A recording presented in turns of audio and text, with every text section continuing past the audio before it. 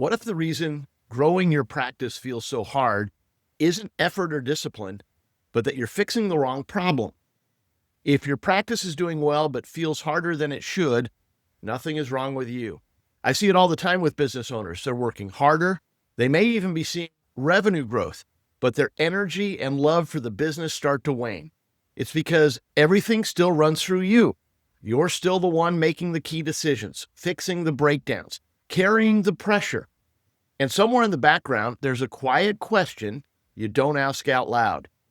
What if this is as good as it gets? You were told that if you worked hard enough, long enough, growth would eventually get easier. But right now, you're working harder, and it's not. In this video, I'll show you exactly what's holding your practice back right now. Not the symptom, the real constraint. I'll show you what has to change for growth to stop feeling so hard, what to focus on, and what to stop doing. And I'll show you how to grow without burning out or losing your life to the business, how to build leverage so your practice supports you, not the other way around. By the end, you'll know exactly what to fix next and how to build and grow your million-dollar practice. Here's the assumption most high-performing professionals make. If I just put in more effort, add the right tools, find the right tactics, this will finally smooth out. So they add more software, more processes, more ideas, and more responsibility. And the practice gets bigger, but heavier. Here's the truth most people miss. This isn't a motivation problem. It's not a discipline problem. It's not a capability problem. It's a systems and sequence problem. Professional practices are different than most businesses. They're high skill, high trust, and human-centered, which means the wrong fix doesn't just fail, it compounds the pressure. So let's talk about what it actually means to build a million-dollar practice. It isn't just about the number. This triangle represents your business. When you went into business for yourself, you wanted three things: more money, and you wanted it to grow predictably and consistently. You wanted to build momentum. You wanted more freedom. You wanted more time, more energy, and more options. And then you wanted more impact. You wanted to do work that actually matters. But there's an uncomfortable truth that I've seen over and over in the past 20 years of coaching business owners and professionals. As the business grows, you start to quietly resent what it's costing you. So let's be clear.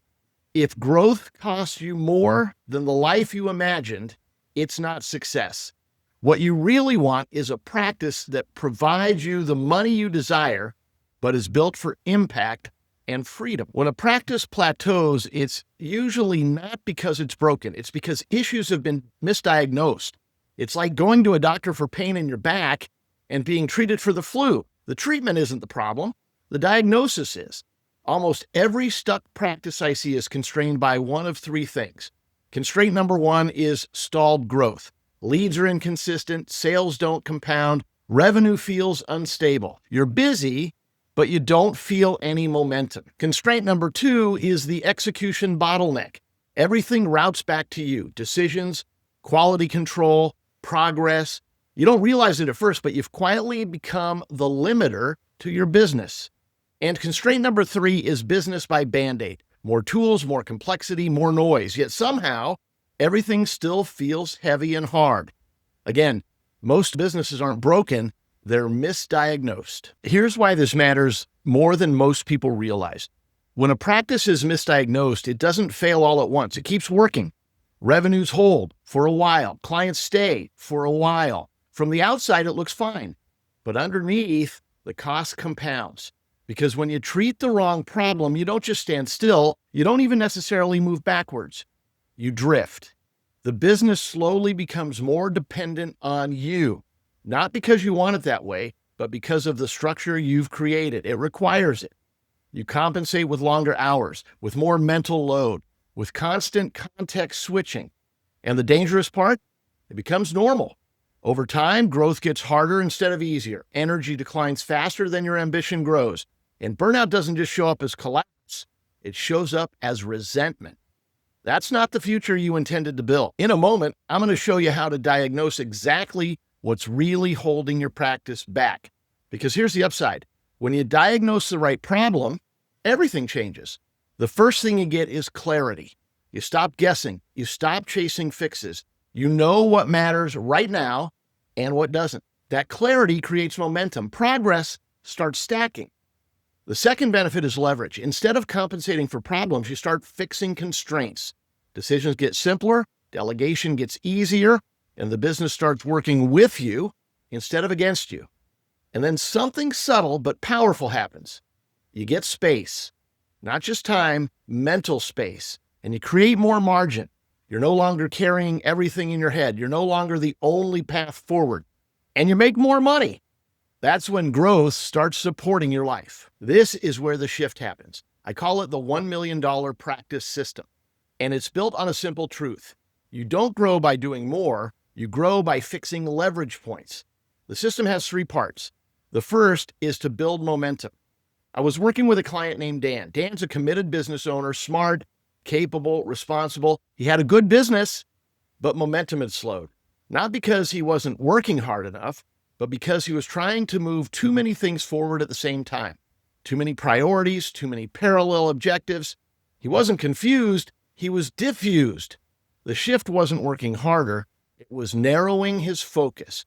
We clarified the vision he had for his business, set one clear, measurable target, and tied everything to that mission, and let everything else become secondary to that instead of competing with it. Nothing dramatically changed externally at first, but internally, everything did. Decisions got easier, stress dropped, execution felt calm, and momentum returned because he was able to stack progress instead of chasing it. Momentum isn't created by intensity, it's created by clarity and commitment. There are 3 steps to building momentum. Identify your next level vision, set achievable targets, and create exciting missions. So, if momentum is stalled for you, ask yourself this. What do you want to be visibly different in your business in the next 90 days? Just one outcome, one clear target. The next step in building $1 million practice is to lead boldly. Leadership unlocks leverage. John Maxwell said, people buy into the leader before they buy into the vision. This is where many growing practices get stuck. The strategy isn't the constraint. The effort isn't the constraint. Leadership is. Not in the motivational sense, but in how the business is actually being led day to day. When leadership is unclear, inconsistent, or borrowed from someone else, everything bottlenecks. But when leadership is intentional, when standards rise and ownership spreads, leverage appears. Growth stops routing back to you so that you can lead. So, how do you lead boldly? The first step is to upgrade your operating system. Every single one of us has limiting beliefs that affect our leadership. You need to challenge those beliefs and then choose more empowering beliefs that fit where you're taking the business. A lot of work I do with my clients is in upgrading their operating system. Next, you need to lead like you. You were born with natural gifts and abilities. We want to leverage those more in your leadership.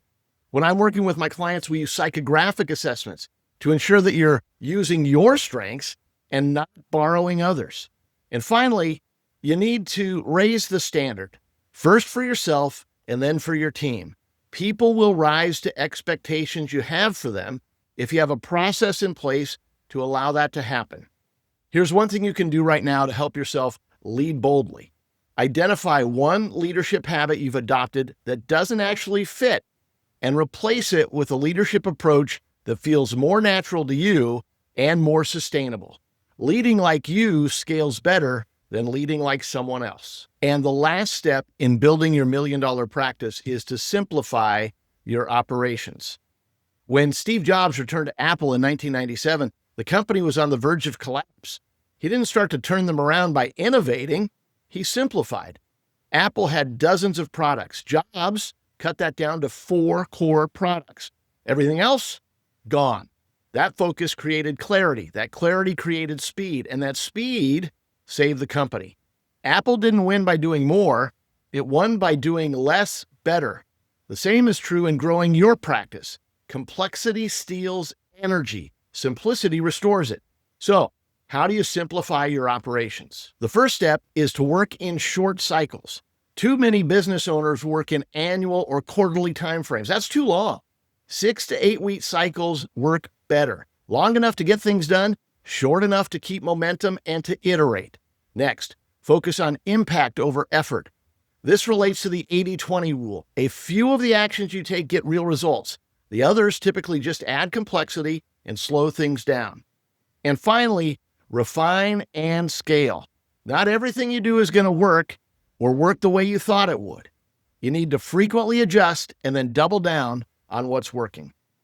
While there's more to it than this, one simple thing you can do to simplify operations is to start your workday by asking, what's the single action that creates the most impact with the least effort? That's where flow begins. Now, here's something that's very important. You don't work these fixes in linear order. Most people don't fail because they're doing nothing. They struggle because they're doing the right things in the wrong order. As I mentioned a moment ago, I'll share a tool with you that will show you exactly where to go to work first for the quickest and most impactful results. But the stage of your business matters too. Your practice grows in phases. First, the build phase. In this phase, your business is generating less than $10,000 in revenue a month. Your focus needs to be in number 1, lead generation, number 2, sales conversion, and number 3, customer service. You'll notice from this diagram, lead generation and sales conversion are the cornerstones of the pyramid. Customer service is important, but you can have the best customer service in the world, and if you don't have customers, it doesn't matter. Too many people in the build phase are focused on everything but the 2 most important things. The growth phase of your business is between $10,000 and $85,000 a month. That's $1 million a year. The foundation is still lead generation, sales, and customer service. But now you're adding other elements: operations, financial management, and maybe recruiting, hiring, and leadership. The next phase is the scale phase. When you have the $1 million practice, then you want to simplify and systemize everything. Now, here's the thing. Too many people try to scale too soon. Again, as you move up the pyramid, you don't abandon the earlier phases, you stack upon them. Different phases require different focus. When you apply the wrong focus at the wrong time, everything feels harder than it should, and your business can actually regress. When you have the right focus at the right time, that's when everything clicks. So, let's bring this all home. The goal of the $1 million practice isn't just a bigger practice. It's a practice that supports your life. More money, more freedom, and more impact. That's why I built the $1 million practice diagnostic. It will identify your primary constraint, show you exactly what matters next, help you focus without burning out. Takes just 3 to 5 minutes. It's just 15 questions. The results are instant, and it's free. So take a few minutes and properly diagnose what's keeping your business from becoming the $1 million practice. And if you're really ready to take your business to the next level, more money, more freedom, more impact, let's talk and see if working together one-on-one is the right fit. The links for both are in the description below. There is a path to the $1 million practice, and once you know what to fix, you can follow it. Here's to playing a bigger game.